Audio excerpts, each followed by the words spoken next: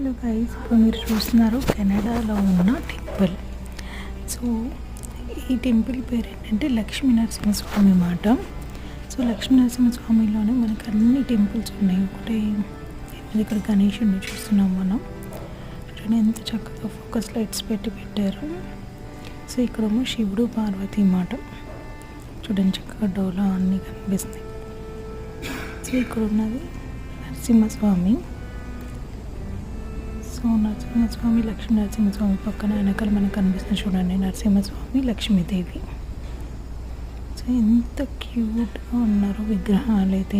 ఈ టెంపుల్ అయితే అసలు ఎంత బాగుందో. ఇక్కడ చూడండి వెనకాల రాధాకృష్ణుడు, ముందేమో చిన్ని కృష్ణుడు.